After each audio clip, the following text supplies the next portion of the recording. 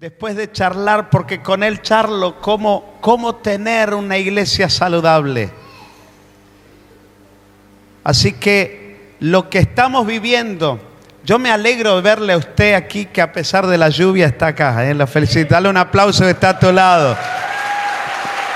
Pero lo que estamos viviendo tiene que ver con gente de Dios como la que tenemos aquí en este púlpito. Así que estamos felices. Abra su corazón. Amén. Abra su corazón. Que Dios tiene algo glorioso para con nosotros.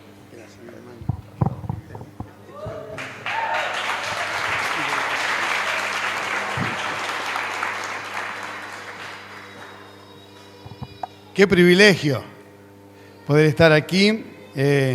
Felicitaciones por la casa nueva, porque yo no conocía. Todavía no había venido ni una vez. Cuando vi, cada vez que venía estaban en construcción. Así que bueno, que Dios les bendiga. Bueno, yo soy el único diferente de la familia. Se habrán dado cuenta por qué, ¿no? Pero ni mi papá es pelado. Es un placer poder compartir este tiempo. Estar aquí con mi familia, estar aquí con mi familia y con la familia del Señor, que son ustedes. Quiero entregarles los saludos de mi esposa, se llama Edith. Tenemos 3 hijos varones, Lucas, Cristian y Matías, y siempre estuvimos involucrados sirviendo al Señor. Yo desde mi adolescencia sirviendo al Señor. Y Dios realmente me ha bendecido tanto y no me arrepiento por haber invertido mi vida en el Señor. Había un director de un instituto que se llamaba hermano Milton Pope, Seminario Bíblico de Fe. Él decía una frase, me acuerdo que siempre yo lo escuchaba. Él decía: si es mejor morir gastado que oxidado. Y realmente es un privilegio que pasen los años y todavía uno tiene el mismo deseo que tenía cuando era más joven de servir al Señor. Y uno se da cuenta de que en algún momento es como que uno tiene más deseo que acción, porque es como que se le van terminando la fuerza.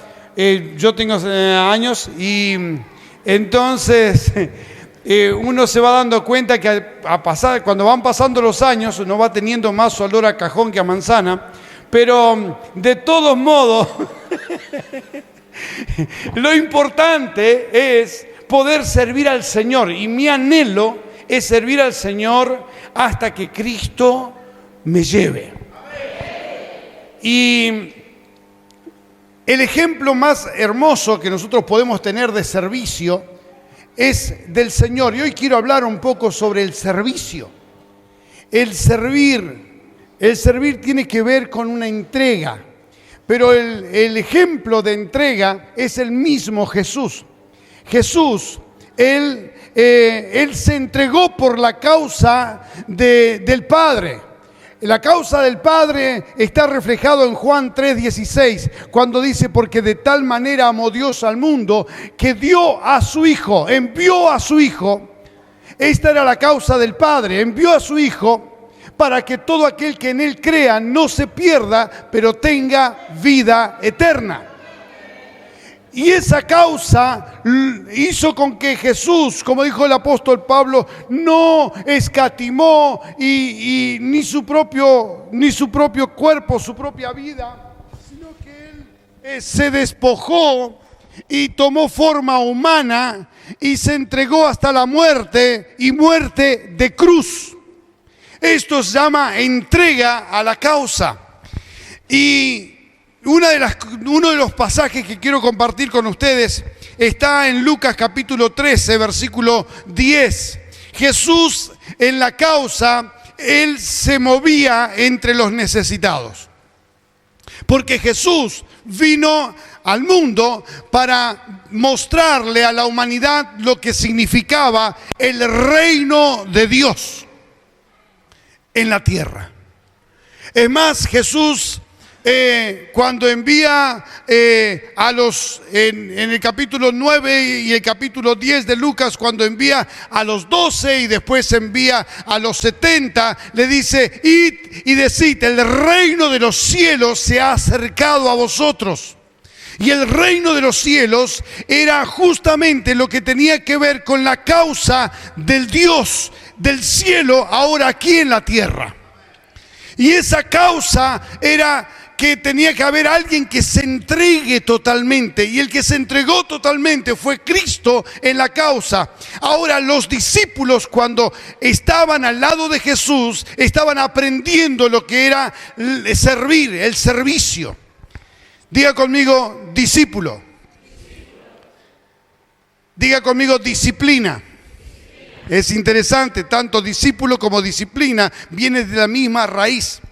Por muchos años yo pensaba que la palabra disciplina tenía que ver con castigo. Porque yo fui bastante hiperactivo, hasta ahora soy muy impaciente, pero de chico a veces mamá me mandaba a hacer algo y yo hacía otra cosa.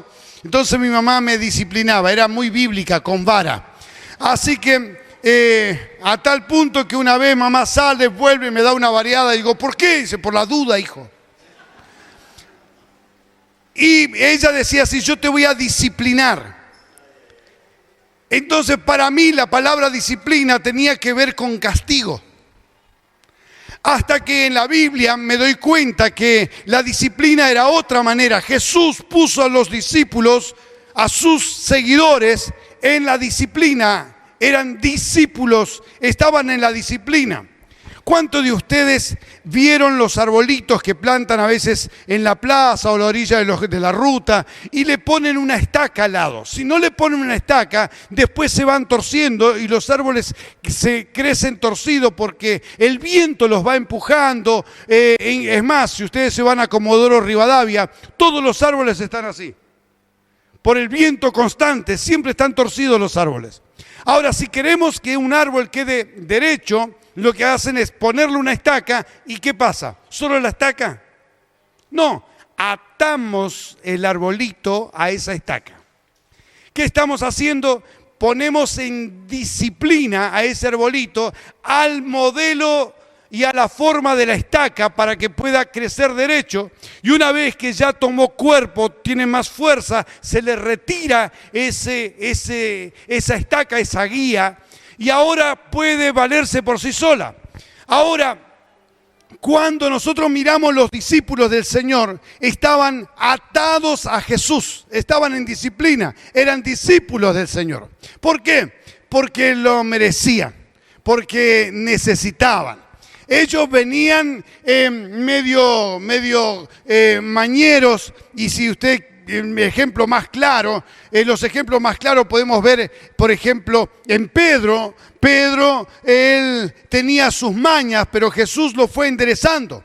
Después, más adelante, podemos mirar también a Juan, a Bernabé. Ellos querían que caiga fuego del cielo y que consuma a esos samaritanos.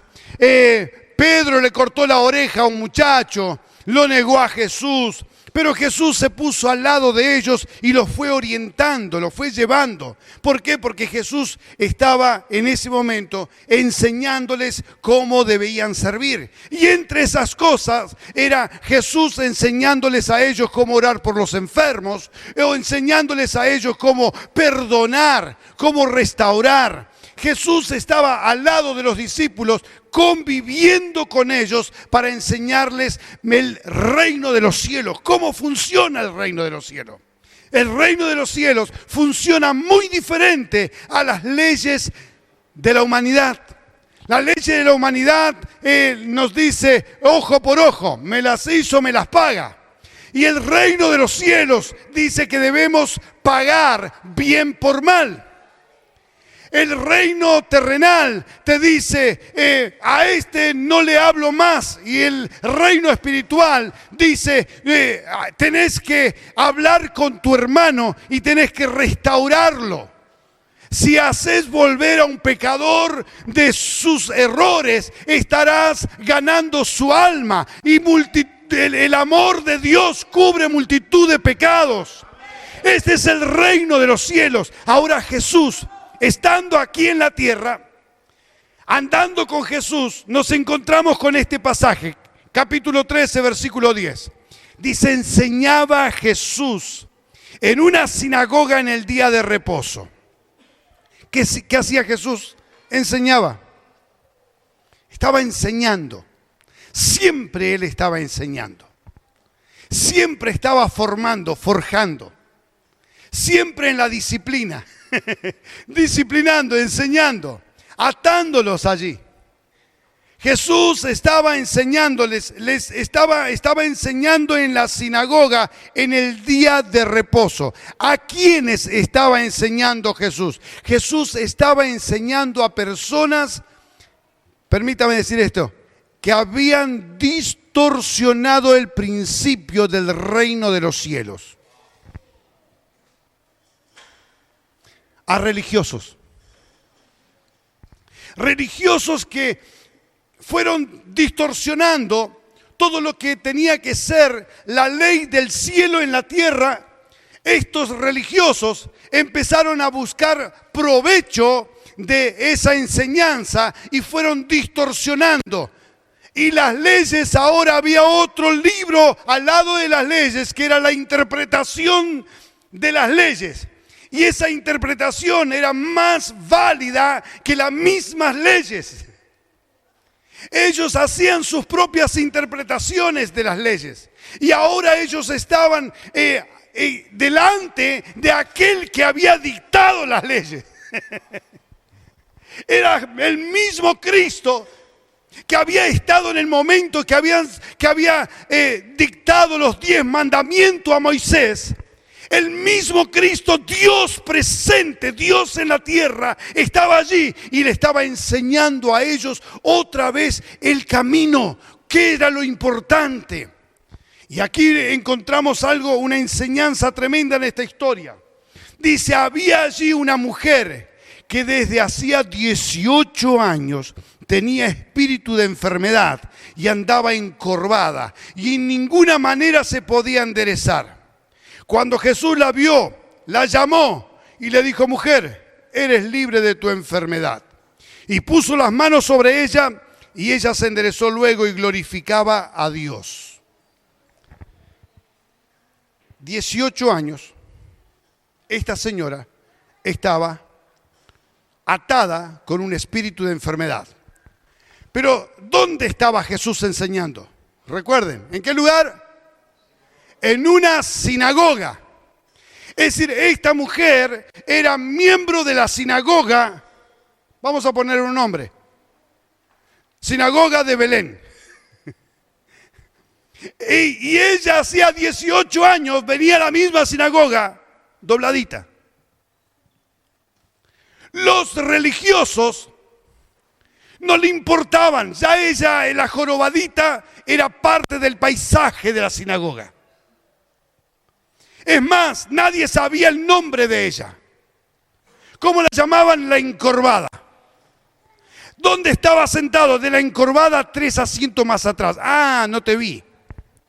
¿Dónde vivís? Yo vivo de la encorvada, la segunda casa. Es decir, la encorvada era parte de la comunidad, de la sinagoga. Esta señora, 18 años, imagínense, habían chicos que habían nacido y habían crecido mirándola a la encorvadita. La ropa de la encorvada era modelo encorvada. Más largo adelante que atrás. Ahora, ¿qué pasó con esta señora? Jesús ve algo que los religiosos no vieron. Yo me imagino Jesús fue un sábado, ahí estaba la encorvada. Fue el otro sábado, estaba la encorvada. Y él sabía los tiempos y decía, esta encorvada está aquí hace 18 años. Y en un momento Jesús entiende que era el momento justo para dar y soltar una enseñanza no solamente a los discípulos que estaban con él, sino que también a la comunidad que se reunía en ese lugar. Esa comunidad se había acostumbrado solamente a discutir y a hablar de cosas de las leyes y de Moisés y de las costumbres y las interpretaciones de las leyes, y no se metían en lo espiritual, sino que lo religioso es carnal. Lo religioso te mata. La religión no nos cambia. A veces nos preguntan a nosotros, che, ¿de qué religión son ustedes? Digo, mira, yo no soy de ninguna religión. ¿Cómo? Sí, soy pastor. ¿Pero de qué religión? No, que no soy religioso. Yo soy un seguidor de Jesucristo. Y lo más hermoso de esto aquí fue, dice, cuando Jesús la vio, la vio. No es que Jesús no la haya visto antes, pero en ese momento la vio con un propósito. Y la llamó. Y la expuso. Y dice, y le puso las manos sobre ella. Y la mujer se enderezó. Cuando se enderezó, empezó el problema. Siempre que se rompen las estructuras religiosas hay problema. Yo le quiero comentar esto, y seguro que usted me va a apoyar en lo que le voy a comentar. Antes de conocer a Jesús, ¿no eras religioso? Sí. ¿Había problema con tus vecinos y amigos? No. Pero desde el momento en que te transformaste en un seguidor o una seguidora de Jesucristo, se pudrió todo. Sí. Si yo me encuentro con personas en algunos lugares donde he viajado y le digo, ¿cree en Dios? Sí, creo en Dios. Ah, qué bueno.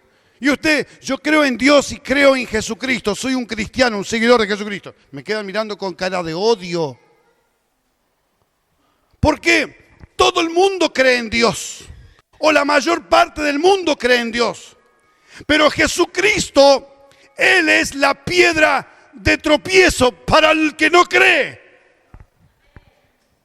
Entonces el problema no está en que yo creo en Dios, el problema está en que el que cree en Jesucristo. Miren, prepárese porque vendrán tiempos difíciles. Yo sé que a veces es mucho más fácil decir, venga, no se te van a terminar los problemas. No, te van a perseguir porque crees en Jesucristo. Se van a burlar de vos porque crees en Jesucristo. Te van a ningunear porque crees en Jesucristo. Jesucristo, ¿por qué te hacen esto? ¿Por qué te persiguen? Porque Jesucristo es el Salvador del mundo y los religiosos, los que están siguiendo a Satanás, aquellos que están esclavizados, odian a Jesucristo.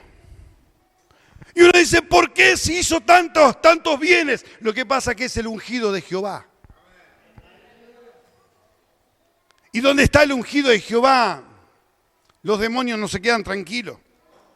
Los religiosos, dice, pero el principal de la sinagoga. En las sinagogas había siempre un encargado. ¿Cuál era el objetivo de una sinagoga? La sinagoga era como si fuese escuelas donde se estudiaban las leyes de Dios.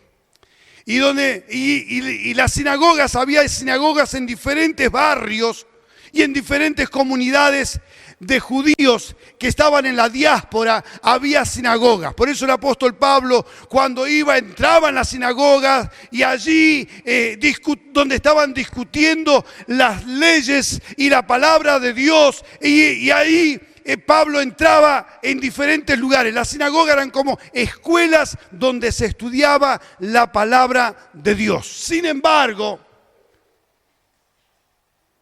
no estaba Dios. Es interesante.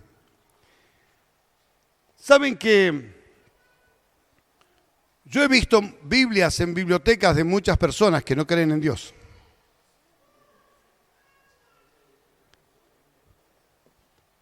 ¿Por qué para nosotros tiene efecto la Biblia?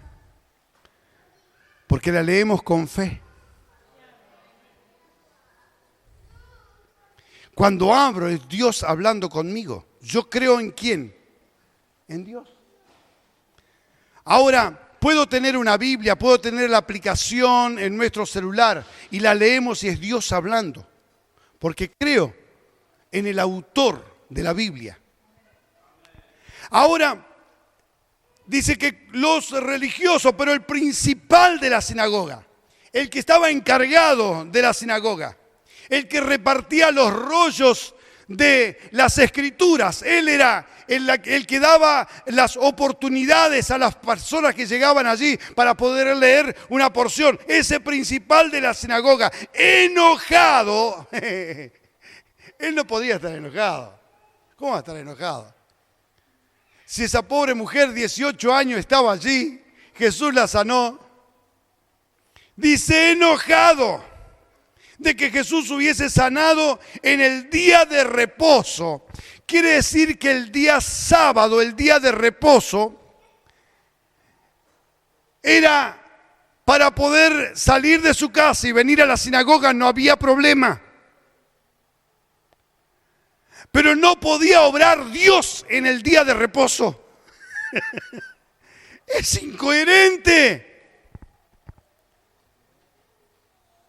Eso solamente es en la mente de alguien que es religioso. Y la Biblia dice así, lo que él dijo. Dijo a la gente, 6 días hay en que debéis trabajar. Y en estos pues venid y sed sanado, y no en el día de reposo. Entonces el Señor le respondió y le dijo, hipócrita. A mí me encanta Jesús. Jesús tenía un sobrenombre especial para estos religiosos. Hipócritas, fariseos, sepulcros blanqueados. Siempre con esa indirecta, ¿viste? Le dijo, hipócrita. Cada uno de vosotros no desata en el día de reposo su buey o su asno del pesebre y lo lleva a beber.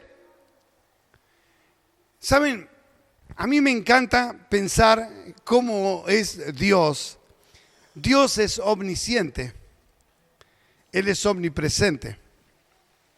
Él conoce todos tus pensamientos y honestamente me aterra.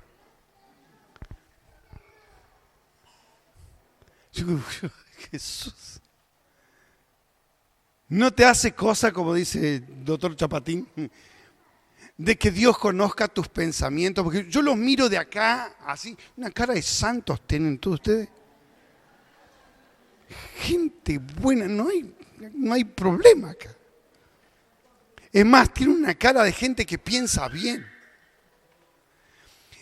Pero cuando uno se encuentra con ese Dios que conoce mis pensamientos, y aún lo que yo todavía no voy a hablar, Él ya sabe lo que yo voy a hablar.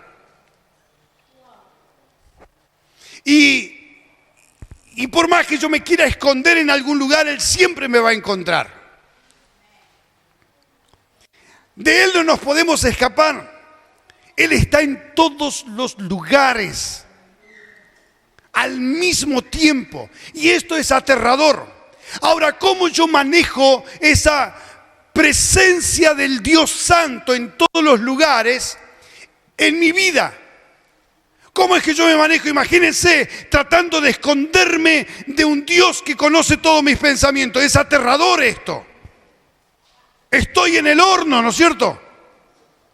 Imagínense qué es lo que usted está pensando en este momento. Dios sabe lo que estás pensando, pero Dios te mira a través de Jesucristo, que es nuestra gracia.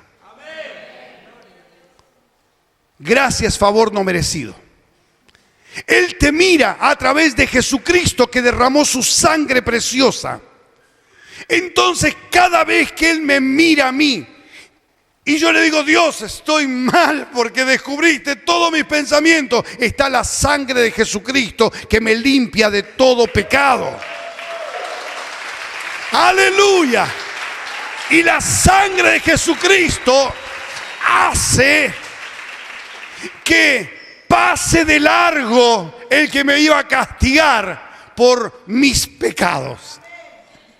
Es tan interesante esto. Y esto ocurrió con el pueblo de Israel cuando estaba celebrando la primer Pascua de su historia. Antes de salir de Egipto, el pueblo de Israel estaba por entrar al desierto, en la aventura de llegar a la tierra prometida.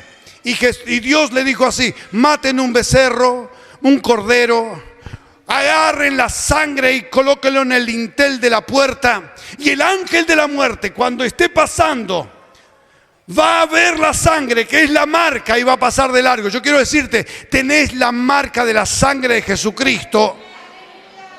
Y cuando está esa marca, quiere decir que hay redención. Que alguien ya pagó el precio. Entonces, me encanta a mí cuando Jesús le dice así: hipócritas, ustedes no entienden esto. Dice, y esta hija de Abraham, que Satanás había atado. ¿Quién la había atado? Satanás la había atado. Satanás la había atado ¿por cuánto tiempo? 18 años. Y los religiosos no se dieron cuenta. 18 años atada, Satanás ahí mirando, ahí va mi atadita. Y los religiosos, no hay problema, va a la sinagoga, no pasa nada ahí. No pasa nada. Pasó un año, pasó dos, pasó 18 años. Y ahí va la jorobadita con el moño de Satanás. Pero ese día fue diferente. ¿Quién estaba allí? Le llegó el día. Esa señora no se imaginaba lo que le iba a pasar en ese día. Ella se levantó otra vez como todos los días en la misma condición, atravesando un sufrimiento. Imagínense los sentimientos que tenía esa mujer. Imagínense la depresión constante que tenía ella. Imagínense el sentimiento de inferioridad que tenía ella. Nadie la conoció a ella en su estado normal. Pero ese sábado, en la sinagoga, en el lugar de los religiosos, estaba el Cristo, el Dios vivo, el Verbo hecho carne. Estaba allí en la sinagoga. Ese sábado fue un sábado diferente. El que quita el pecado del mundo estaba allí. El Salvador estaba allí. Y cuando Cristo está, las cosas cambian.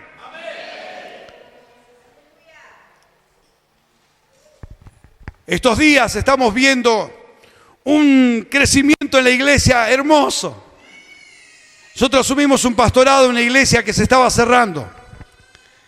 Pero un hermano llegó allí. Llegó al comedor. La cara de él era bastante expresiva en cuanto a tristeza, en amargura. Uno lo veía ahí que no quería ni levantar la cabeza porque venía a buscar la comida. Un hombre grande. Si hay cosas tan tristes ver los hombres que vienen a buscar comida. Es realmente muy, muy humillante. Pero ese día salí, lo hablé y atendí, le dije, ¿te puedo dar un abrazo? Bueno, le di un abrazo a ese hombre que más alto que yo, mucho más alto que yo, y pone la cabeza en el hombro como un nene. Lo abracé y me dijo, ¿mañana a qué hora es la reunión? Mañana vengo. Su esposa, que mi esposa ya la había atendido, había pedido oración por su marido que era alcohólico. El domingo vino a la iglesia, la otra semana vino a la iglesia y ya el lunes ya no tomó más. y no tomo más, y no tomo más, y no fumo más. Miren, algo interesante. Estamos en una reunión de varones, nosotros cada 15 días tenemos una reunión de varones y hacemos confraternidad en la carne. Es que cada uno trae el pedazo de carne que quiera y lo tiramos a la parrilla. Y es la manera de enganchar a los varones. Así que todos empezaron a traer y digo, mira, acompáñame, vamos a comprar más carbón, no sea cosa que falte. Así que subo en el auto y vamos a comprar carbón y me dijo, pastor, hoy hace un año que estoy en la iglesia. Digo, ¡oh, qué bueno! Hoy hace un año. En este año pude ponerle ventanas a toda mi casa que no tenía. Le puse piso. Le puse el cielo raso a la casa. Y si Dios quiere, en 2 meses por ahí ya estaría retirando un autito. Todo en un año. ¡Aleluya! Y este hombre trajo a la madre trajo al hijo y ahí están trayendo familias y amigos y conocidos y están viniendo. Ahora, ¿qué es lo que cambió Jesús? Es que cuando Cristo entra, cambia. Me encanta a mí ver a Jesús aquí en la sinagoga enseñando. Y yo imagino que Jesús estaba enseñando y la miraba a la encorvadita. La miraba a la encorvadita. Termina de enseñar y dice, vení para acá. Vení para acá. Es que Jesús no estaba mirando a una persona doblada. Jesús estaba mirando a alguien que estaba atada con atadura satánica. Yo quiero decirles que en este momento Jesús no te mira solamente como te miramos nosotros. Él te mira y conoce lo profundo, lo que está pasando en tu alma. Él está mirando cómo está atado tu corazón a alguna situación que te está llevando a la amargura. Todo lo que te genera amargura no es de parte de Dios. Cuando miramos el libro de Romanos, encontramos que el Evangelio te tiene que generar gozo, paz, alegría. Si no te generó gozo, paz y alegría el estar aquí, quiere decir que todavía no has recibido a Jesucristo. Pero si recibiste a Jesucristo, tendrás gozo, paz y alegría. De lo contrario, tenés una religión. Pero nosotros no predicamos religión, predicamos a un Cristo. Ese Cristo que estuvo en la sinagoga está aquí. Está aquí.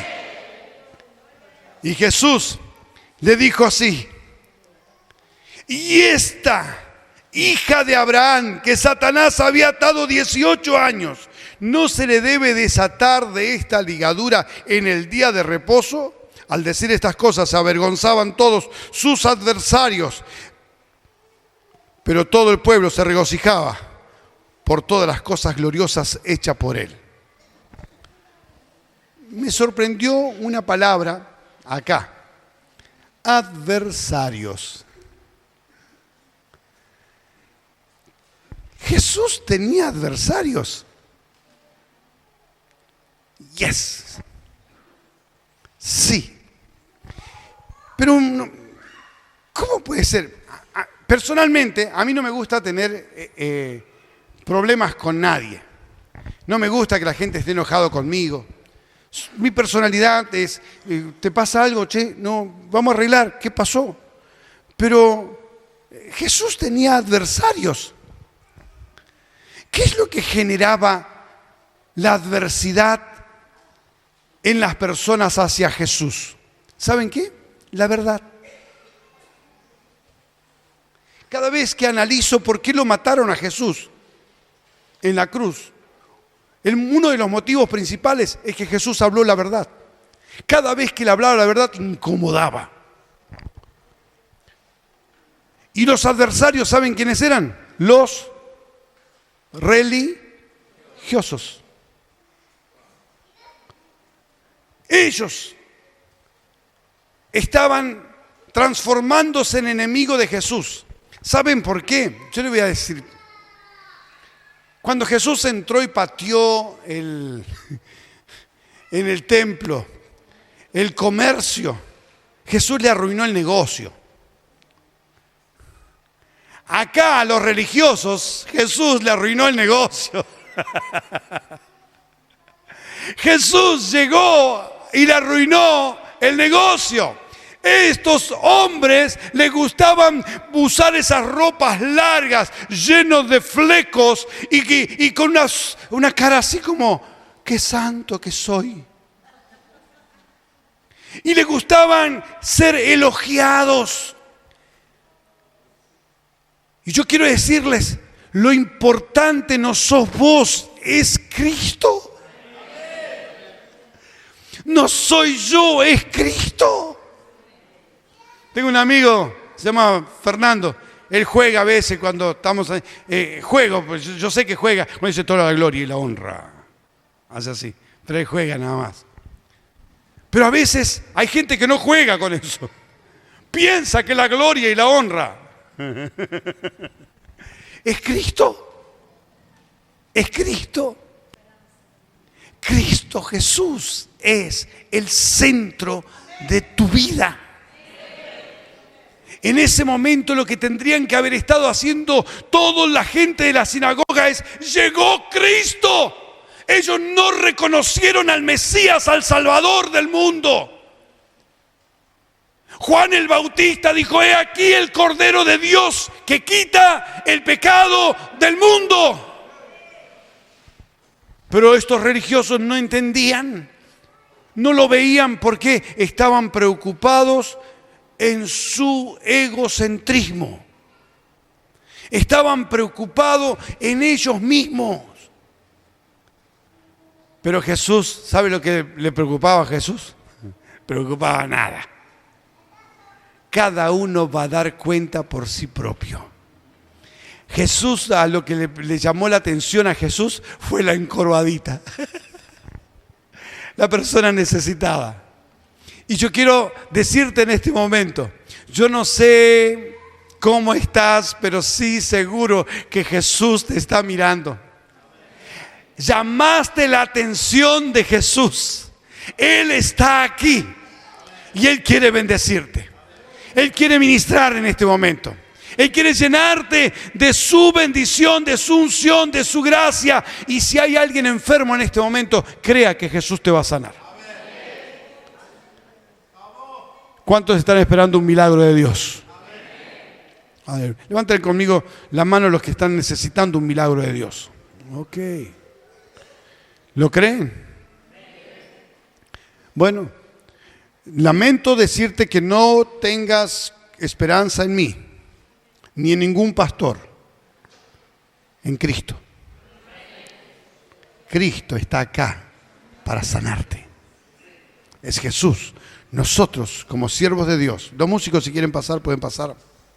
Nosotros, los siervos de Dios, lo único que hacemos es imponer la mano, porque es bíblico, colocarán las manos sobre los enfermos y sanarán. Pero Cristo Jesús está aquí. Así que en este momento yo le voy a pedir que aquellos que están necesitando un milagro, que vengan aquí adelante.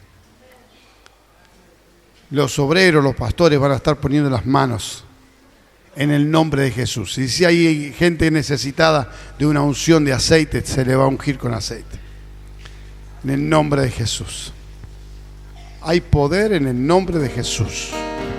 Es Jesús.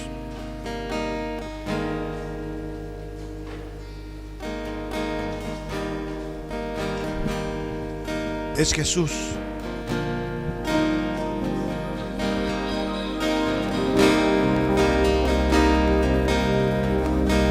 Es Jesús. Es Jesús. Aleluya. Mientras se están acomodando, quiero contarles la historia de mi esposa. En el año 91 estábamos nosotros pastoreando, sirviendo al Señor, enseñando en institutos bíblicos, tranquilos, contentos. Queríamos tener nuestro segundo hijo, teníamos un nene de 4 años.